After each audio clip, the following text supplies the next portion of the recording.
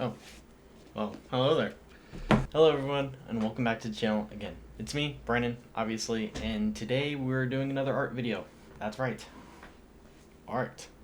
This video is coming out way later than anticipated. I actually started drawing this picture maybe like a week or two after I made the first art video. Honestly, I wasn't sure how I felt about the picture in general, so I debated on not posting this at all, but I decided to jump back into it, finish editing the video, actually finish drawing the picture.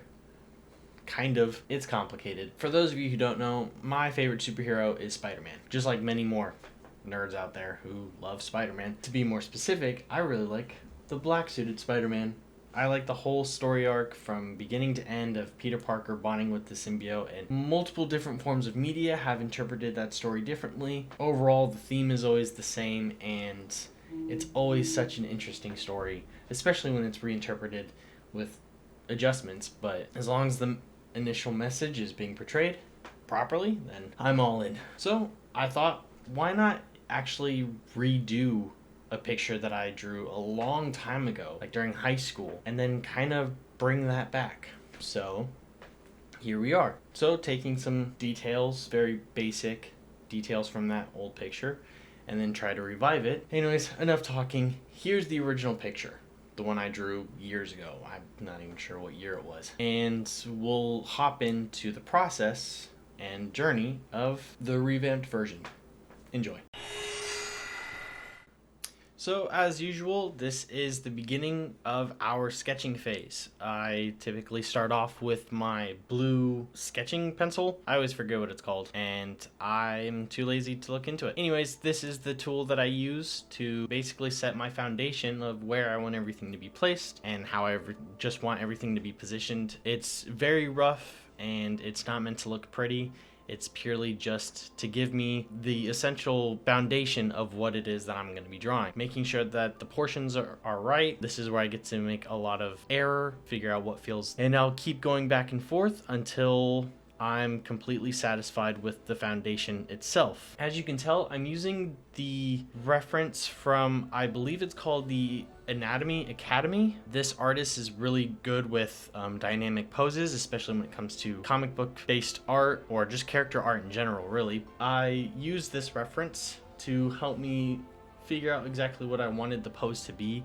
I looked at multiple poses that resembled the original picture, and I really wanted something to feel Spider-Man-like, and I did go through some of my own sketches beforehand, but unfortunately none of them really gave off what I wanted as far as the pose I was going for, if that makes any sense at all. I used that pose and just kind of did my own thing with it. I made sure that it still felt like my own to a degree by, making the muscles more defined and adapting certain things like the feet and the hands to make it a little bit more Spider-Man-like, and overall just making it my own. So as you can see on the top right, I started to sketch some alternate ideas for Spider-Man's left arm to try to change up the pose a little bit and make it my own and more specific to the tone of the picture. But it actually begins to spark an idea, which I'll talk about more later on. But you'll see how something like this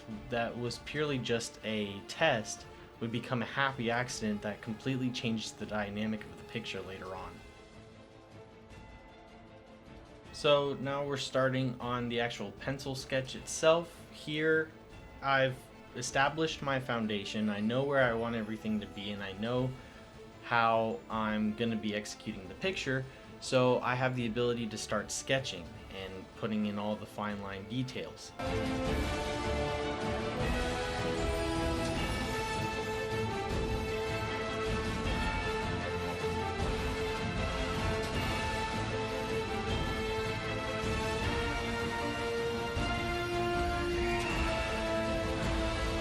What is nice though is that we're still at this nice in-between phase where we still have the ability to edit, make mistakes. It's like an evolved step from the first one.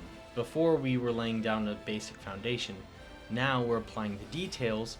We have an idea of what we want to do, but if for any reason we decide, hey, you know what? I think I want to adjust this, or maybe we can rework this part. That's completely fine. You still have the ability to do so.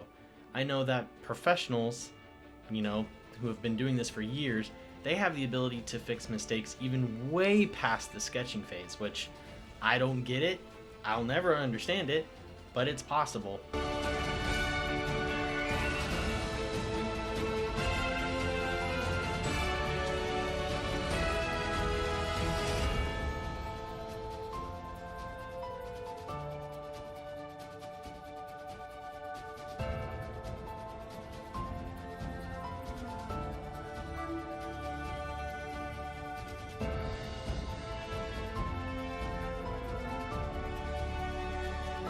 Honestly, the sketching phase is my favorite phase.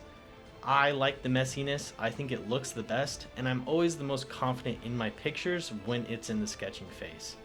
I'm not sure why, but everything after the sketching is where I start to lose confidence in my art. Something about this phase is just awesome. I think everything looks the best. You really get to see the development of the picture, and something about how messy everything looks really just adds to the page. It makes it feel like as if there's a lot going on and there's so much that the person can look at. And sure, it's the same could be said for inking and coloring and painting, and that's all fine and dandy, but just for me specifically, the sketching is the most satisfying, it's the most fun, and it's the part that I look forward to the most. It's the one that I spend the most time with, I put the most energy into, and it's the one that I don't necessarily want to stop, but eventually gets to the point where it's like, alright, well, we've sketched all we can, now it's time to start inking. But until then, we can still focus on the sketching part.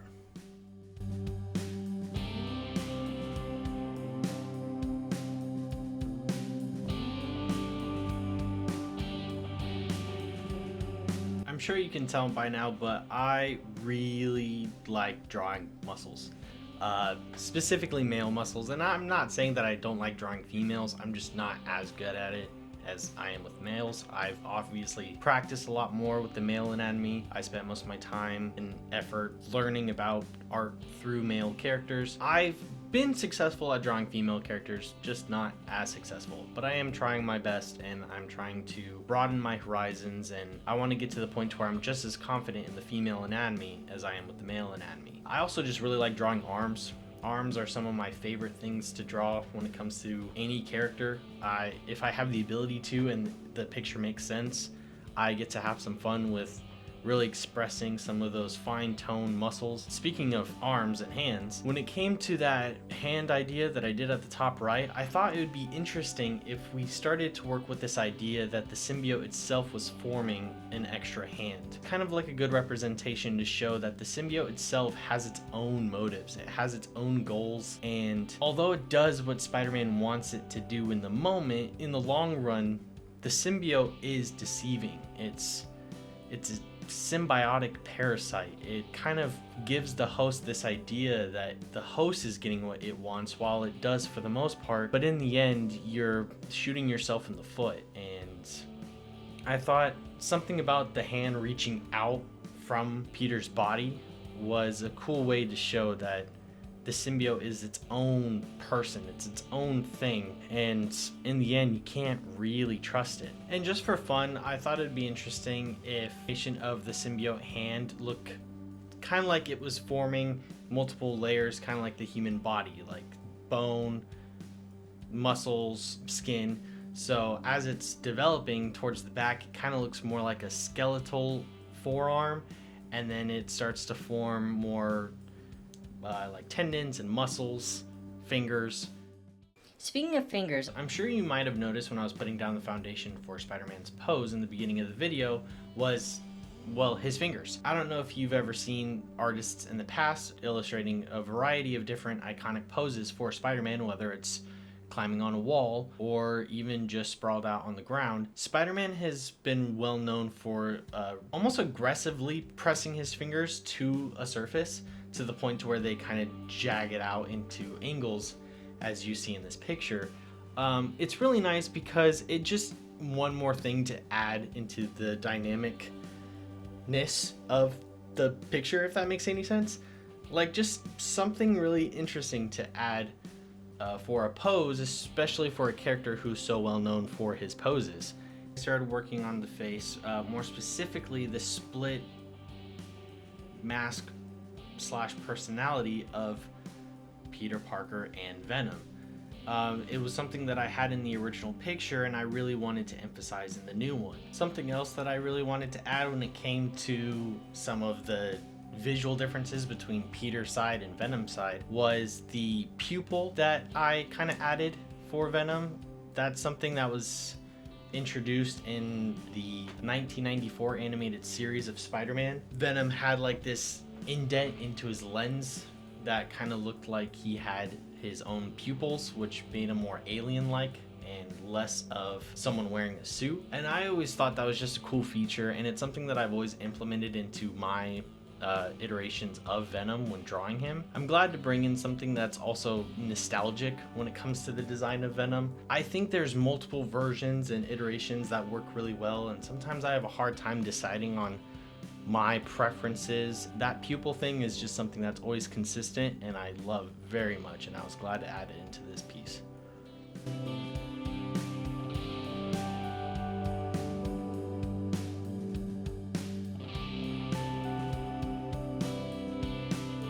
Here I started working on the inner suit, or the classic Spider-Man suit.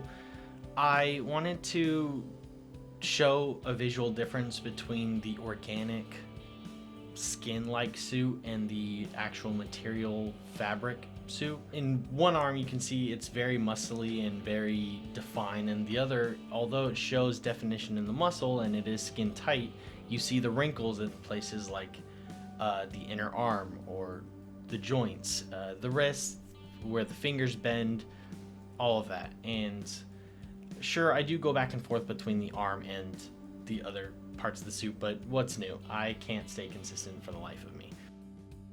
But we do jump back into the classic suit right away. And here I thought it'd be really interesting if you could see the symbiote itself seeping through the webbing of his suit and the seams to really show that it's trying its best to consume every part of Peter Parker, including his iconic suit and what makes Peter Spider-Man. So to add in some kind of atmosphere or background in general, I wanted to add a large moon in the background. I went through a couple different things in order to... Are we just gonna look at my arm this whole time? As I was saying, I just wanted to add some kind of background, and it's kind of common for the beginning phases of the Black Spider-Man to be introduced at nighttime, and he kind of becomes that Night Stalker or Batman-like character where it's very night driven, and you know, he's more of that night terror kind of figure. In my head it made a lot more sense, but anyways, I just thought it would be a cool atmosphere. I'm not really good with backgrounds in general, so it kind of scared me to even consider doing a background for this, but I just thought something as simple as a moon would help. But you'd also see later on that I don't really do much else with that. And to kind of catch up on what I'm currently doing now, I started to add in certain details like small hints of shading and wrinkles for the Venom side of the face. I tried to make... Oh, there's my head. That's a head. Brandon, move out of the way. Thank you. So yeah, I started shading the face. I wanted to make the wrinkles on the forehead more predominant on one side to show more of an organic and monstrous look, and then the other side was more smooth and humanoid, I suppose. When it came to the shading, I got really nervous because characters who are predominantly black or dark colors, like Batman or the Black Suit Spider-Man or Venom or whoever, some artists are really good at being able to color them in all black without making it look stupid or just like a silhouette of a character. And then some artists are really good with being able to shade in the character with dark grays or just dark colors in general to make it kind of look black, or they just have heavier shadings in the areas that are black. A lot of different tips. I tried using a reference not necessarily for my piece, but just to see how other artists would do it. I think I looked at maybe 1 or 2 different pictures. Fast forwarding a little, this is when I truly start my shading process. It's pretty basic. It's kind of a standard or a more universal method where I outline and choose the areas that I'm going to fill in with all black or just a heavy shading in general. I don't think it's a terrible method. For me personally, it's just something that I never seem to really be satisfied with myself for my pieces. I always use references and I try my best to look at other people who use a similar or the exact same method and see, okay, what am I doing differently that these people are doing? And I always think to myself that I'm doing the exact same thing, and I'll even have references right next to me when I'm doing these pieces with predominantly black characters, just to find out that I did something different or something wrong. And I'll never really know what that is because I never actually notice it until after I get past the sketching phase. Once I get to the inking phase and getting to the point where there's no turning back, that's when I start to notice that I rushed it or I did something wrong. So yeah, and sometimes I've experimented with just filling in all black and maybe focusing less on details, but I can never find that sweet spot.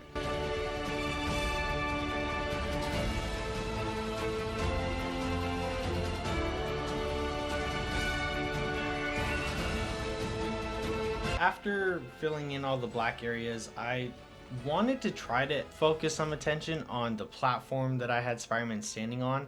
I decided to choose those eagle gargoyle things from the Chrysler Building in New York. Oh, also, just a quick note, this art book is a fancy alcohol marker art book, so it comes with this little plastic piece so I can color on it and not worry about it bleeding through and getting the next page. Thank you to my girlfriend for that, because that was a birthday gift and it's awesome. So thanks for that, babe. Anyways, back to what I was talking about. I didn't really know how to go about adding those kind of details.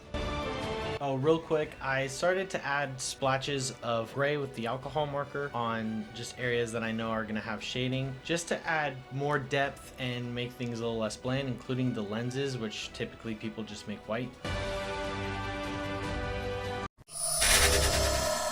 So now we're at the inking stage. After we've gotten all of our details down, we just have to go through again with different sizes of ink pens. Typically, I like to have a thicker pen tip for any kind of outlining. So that's just body parts, separating parts like in this case, his thigh from his torso, his arm from his body in the background, and then his head, which is also in front of his neck.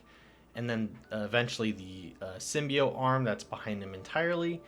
And then with defined muscle details, I'll go a size smaller. For suit details, I'll go another size smaller. And then for texture lines or shading lines, I'll go even thinner. And then typically I save the smallest or second smallest pen tip for facial details or really, really tiny and specific micro details. I try to keep it very diverse so it's not all one size. If you go with the smaller size, you can get away with it more, but if you're using a larger size for a whole picture, it's very noticeable and it can come off kind of bland.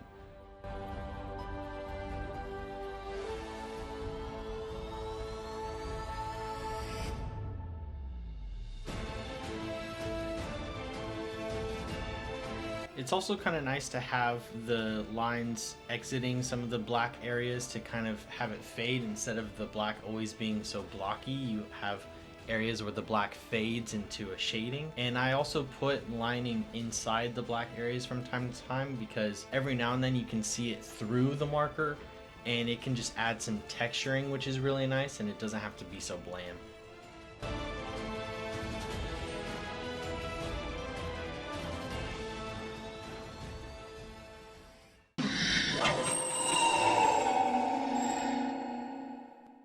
So before I start my coloring process, I use one of these kind of rubbery and elastic erasers.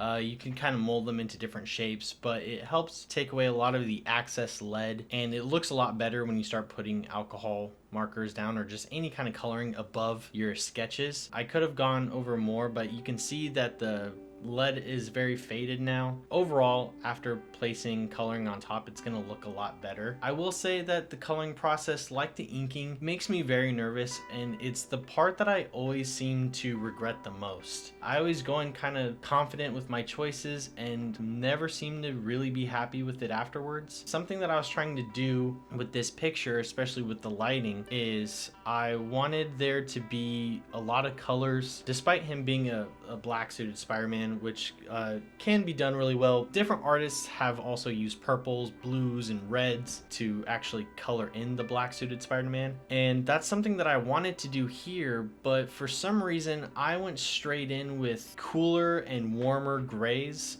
for the two sides that I was trying to do, because I'm trying to do like a split in the middle design, which you'll see more later on when I change the colors. But I kind of regret putting down these grays now, because as you'll see later on, the lighting that I tried to do for the right and left side aren't as bright or predominant as I wanted them to be, and I feel like if I didn't put these grays down, then maybe that light would have shown off better, and I'll get back to that later so you can see what I'm talking about. Right here, I started putting in that warmer gray on the left side, which to a degree is what I was going for, but when you see me putting down other and more vibrant colors on top of these areas, you'll see how much brighter I wanted them to be and how much more vibrant I wanted them to be, and you don't really get that because I put grays down. So looking back, I definitely see where I went wrong and what I would have done differently.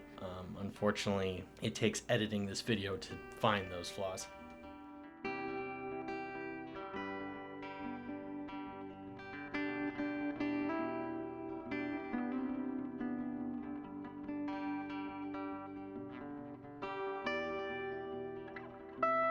Here, using the black alcohol marker, I start doing the same method that I did before for all the blacked out areas. I make sure to go spot by spot. I outline it, or do my best to outline it, and then after I've outlined the area, I fill it in with the black. Basically the same process. Some processes you'll know are very repetitive, same thing over and over again. Obviously, it's just adding layers. I will confess, when it comes to the inking and coloring, inking not as much, but for coloring, I start to rush things. I lose my patience, I lose my motivation, I start doubting myself. I think it starts to show in the picture. Like, you see how much time and effort I put into the sketching phases, the parts that I'm more confident in. Then you see how quick and impatient I get with the coloring and the inking, just because I want it to be over with. I don't think that the picture is going to come out well.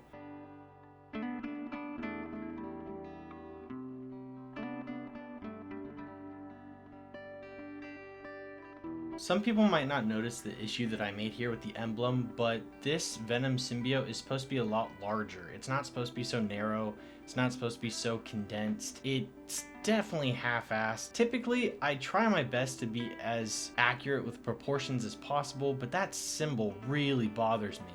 And it is something that I am able to fix later on, and you'll see how. Once you notice the difference, then you'll definitely agree. Even just looking at a reference picture of the Venom symbiote, if you look it up now, or maybe after this video, you'll see that this symbol is a pathetic mockery of what it's supposed to be.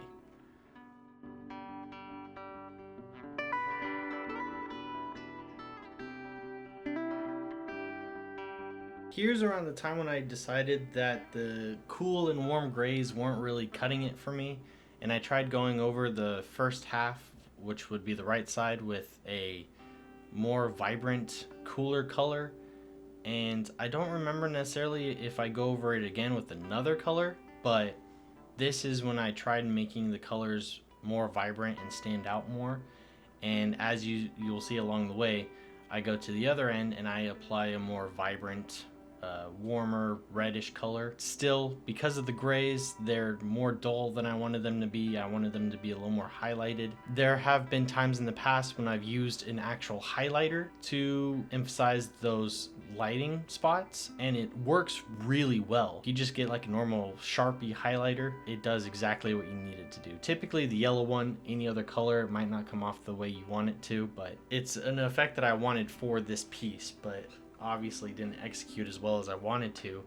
But there is something that I do later on that kind of fixes it and might even be better than the first method that I went with, but we'll cross that bridge when we get there.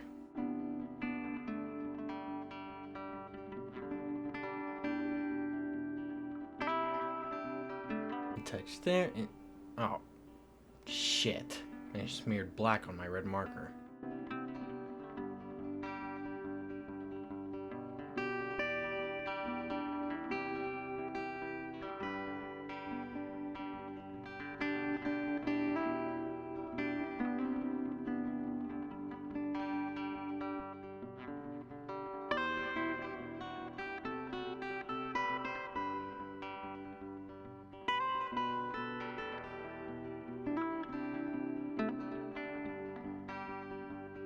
Alright, now for the really fun stuff.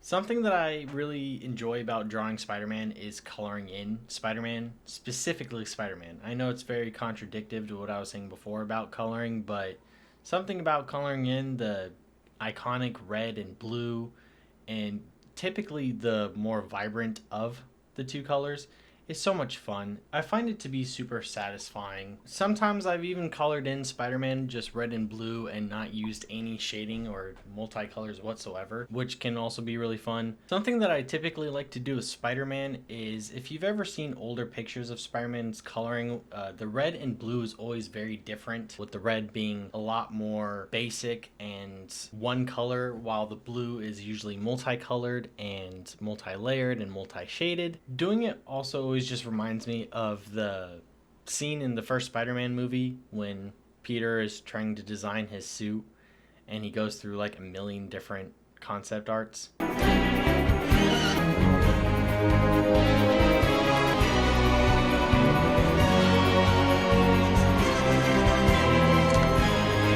Yeah, that one.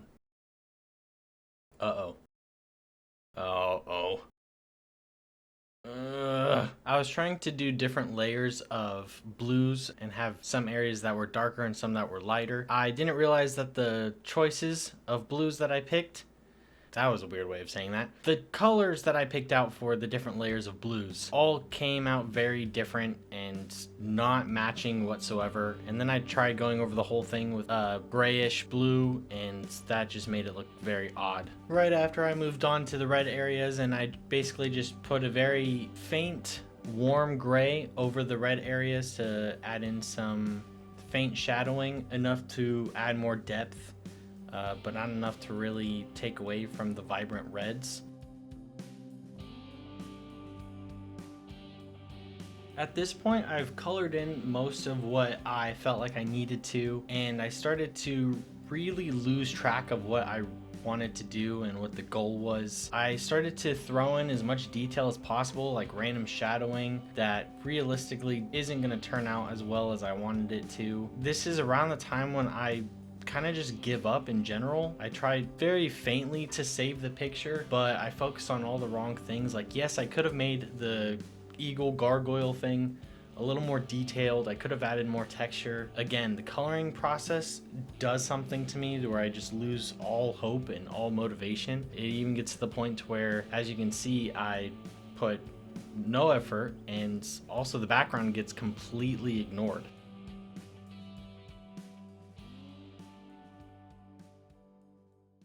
Ta-da! Here it is, the final product. I don't know. I'm not really liking how it's turning out. Let's try something different. As a final and desperate attempt to save the picture, I took it over to the iPad where I scanned it and essentially just did the whole thing from scratch. With this method, I also went in blindly with no plan in mind, and I winged the entire thing. So I hope that you guys like the final output. I wouldn't blame you if you don't. This is my second attempt on the black suited Spider-Man. Enjoy.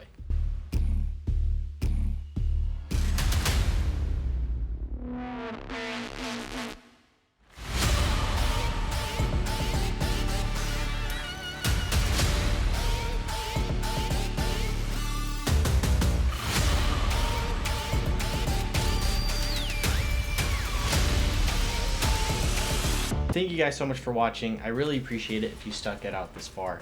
I know this isn't your typical art video or tutorial or whatever you want to call it. I'm really trying my best to get back into the hobby of drawing, and this picture isn't perfect by all means. I mean, in both versions you can see my flaws, but that's what this is all about. This is purely just my journey and progression from getting back into a hobby that I used to do daily, now doing it almost once a month, or almost to the point where it's gotten to like once a year when I actually draw. So we're trying to get back into it. You guys get to see my progression from jumping back into the hobby with very minimal effort.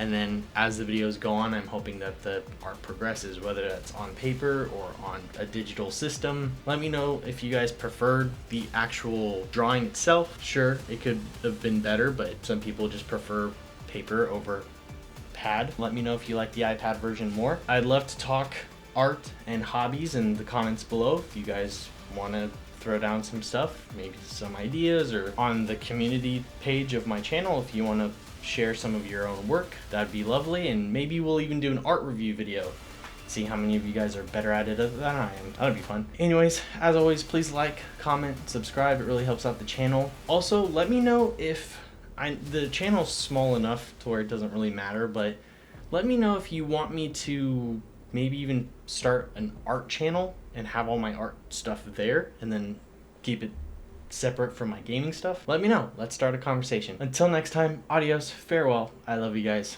See you in the next one. Peace.